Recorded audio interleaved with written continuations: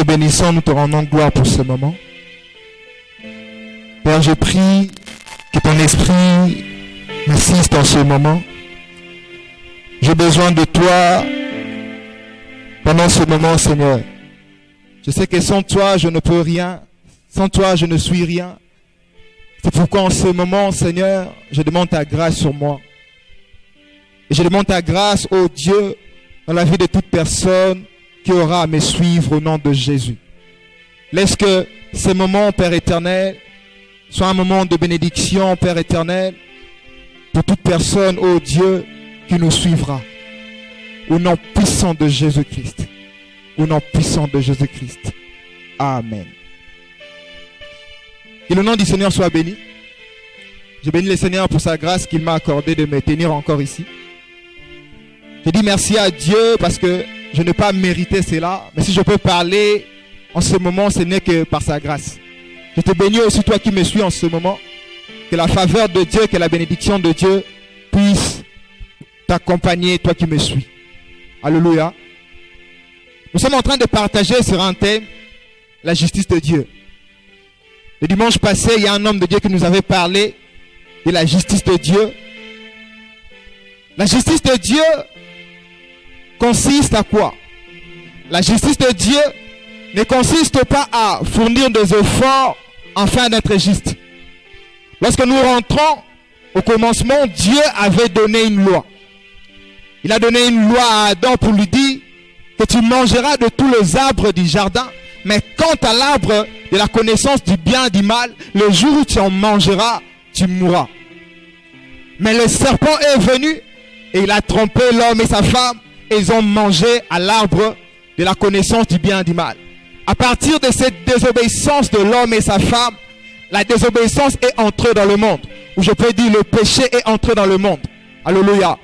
Et il n'y avait personne qui était capable d'ôter cette loi ou cette désobéissance qui était venue à travers Adam. Alléluia. Mais gloire à Dieu, il y a eu un homme. Cet homme s'appelle Jésus-Christ. Lui seul qui était capable d'accomplir la justice de Dieu.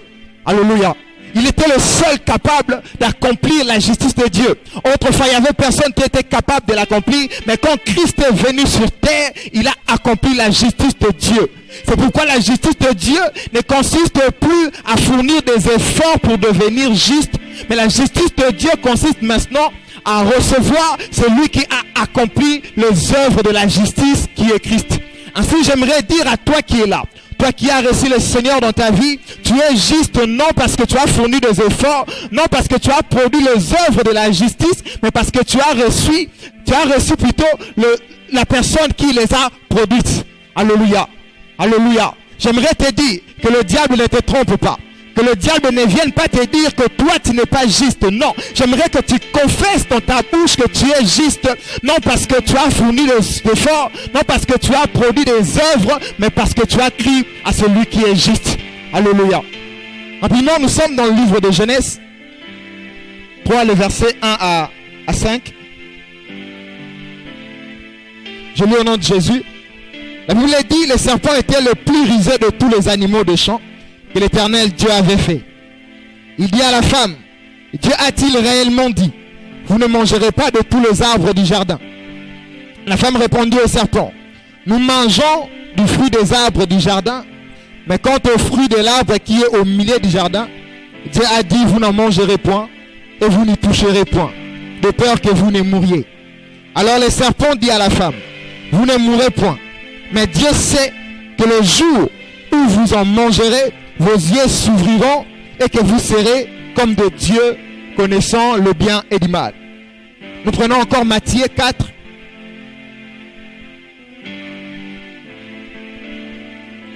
Matthieu 4, le verset 1. C'est un peu long, mais je vais lire qu'une partie. Matthieu 4, le verset 1.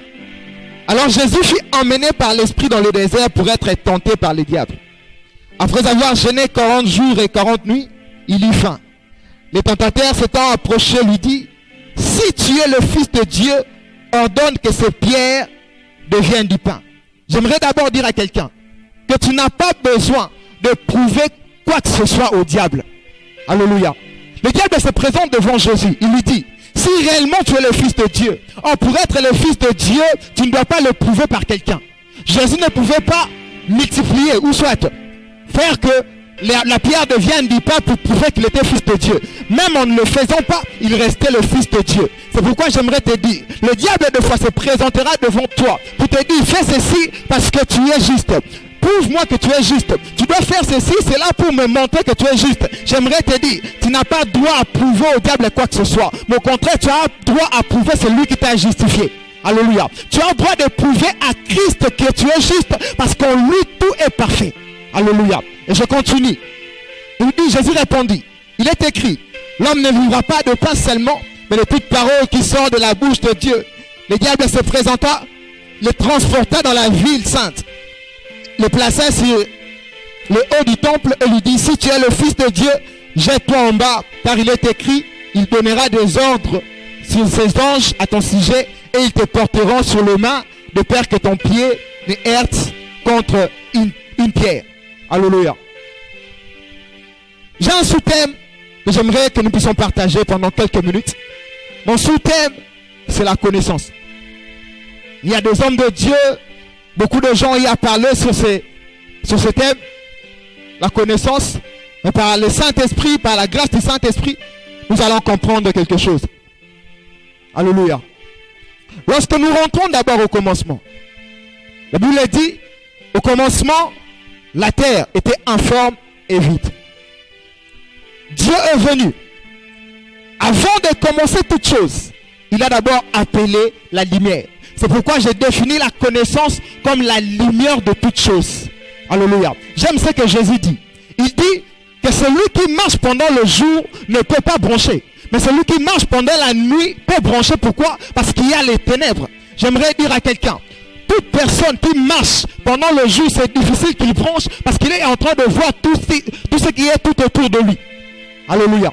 Mais celui qui marche pendant le noir, ça sera difficile qu'il puisse voir ce qui est tout autour de lui. C'est pourquoi toute personne qui est en dehors de Christ marche comme il veut, marche dans le ténèbre. C'est pourquoi il tombe en tout moment. Mais celui qui est en Christ, il a la lumière. Cette lumière lui permet de voir tout ce qui est tout autour de lui pour lui permettre d'avancer encore plus loin. C'est pourquoi j'aimerais te dire, toi qui me suis, en Christ, il n'y a pas de condamnation. En Christ, tu n'es pas appelé à tomber. En Christ, rien ne peut résister devant toi parce qu'il y a la lumière qui est Christ qui t'éclaire. Alléluia. C'est pourquoi Dieu avait besoin de la lumière avant de créer toutes choses. Il ne pouvait rien créer aussi longtemps qu'il ne voyait pas ce qu'il était en train de créer. Si Dieu pouvait créer une personne sans la lumière, il n'a qui peut-être à ça là. C'est pourquoi il avait besoin de la lumière pour que l'homme soit parfait. C'est pourquoi je comprends pourquoi il pouvait dire, après la créature, il disait toujours, tout cela était bon parce qu'il voyait. J'aimerais te dire, s'il n'y a pas la lumière, tout ce que tu verras ne sera pas bon. La chose qui te permet de voir que tout ce que tu crées est bon, ce n'est que la lumière. Alléluia. Mais aujourd'hui, on a de chrétiens. On a beaucoup de gens aujourd'hui qui marchent sans la lumière. C'est pourquoi tu tombes. Oui, tu as commencé quelque chose. Tu as commencé un commerce. Tu as commencé une relation. Mais est-ce qu'il y avait la lumière pour voir ce que tu commences?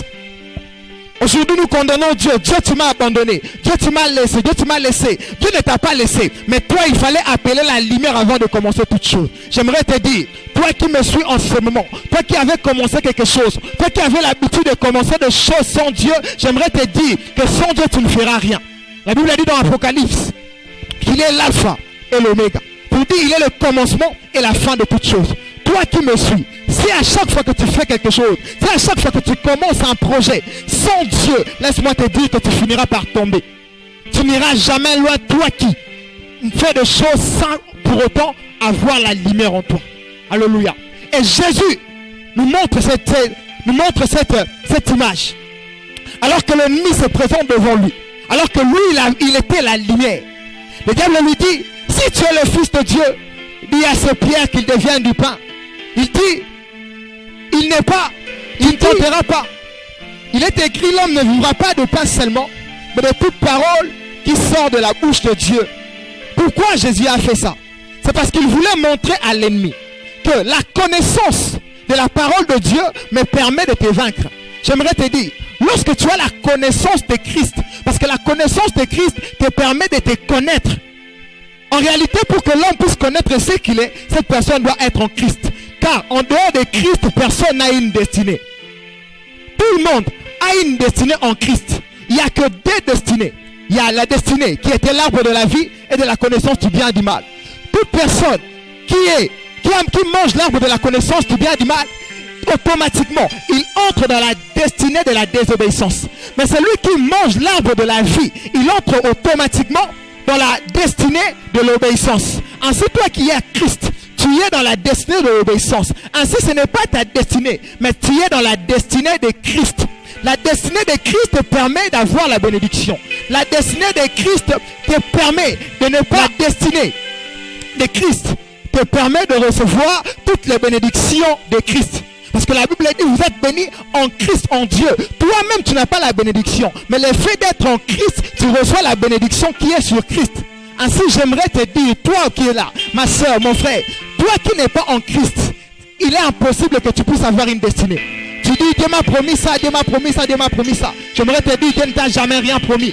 Dieu n'a promis qu'à son fils. Parce qu'il n'a qu'un seul fils. Il ne t'a pas promis, mais il n'a promis qu'à son fils. Toi qui es en Christ, toutes les bénédictions du Christ, toutes les promesses qui sont sur Christ, t'es destiné. Alléluia. Que l'ennemi ne te trompe pas. Que l'ennemi ne te trompe pas. Que l'ennemi ne vienne pas te dire que toi tu es comme ça, toi tu es comme ça, toi tu es condamné. Non, j'aimerais te dire que tu n'es pas condamné. J'aimerais te dire, le diable n'a pas le pouvoir de te condamner. C'est pourquoi Romains 8:1 nous dit, il n'y a donc maintenant aucune condamnation pour tous ceux qui sont en Jésus-Christ. Toi qui es en Christ, tu n'es pas condamné. Toi qui es en Christ, tu es libre. Toi qui es en Christ, tu es libéré de l'emprise du diable. J'aimerais que tu me comprennes ce matin. Pour te dire, toi qui n'as pas encore Jésus-Christ, j'aimerais te dire que tu es dans le ténèbre. Mais toi qui es en Christ, j'aimerais déclarer sur toi que tu es libre. Que l'ennemi ne te trompe pas. Que l'ennemi ne vienne pas te dire quoi que ce soit. Mais crois en la personne que tu as reçue. Ainsi, cette personne s'écrite et cette connaissance te permettra d'avancer dans tout ce que tu vas entreprendre. Que le Seigneur te bénisse, toi qui m'as suivi. J'aimerais aussi prier avec toi qui n'as jamais reçu le Seigneur. Là où tu es pendant que tu me suis, j'aimerais seulement que tu mettes ta main dans ton cœur. J'aimerais prier pour toi.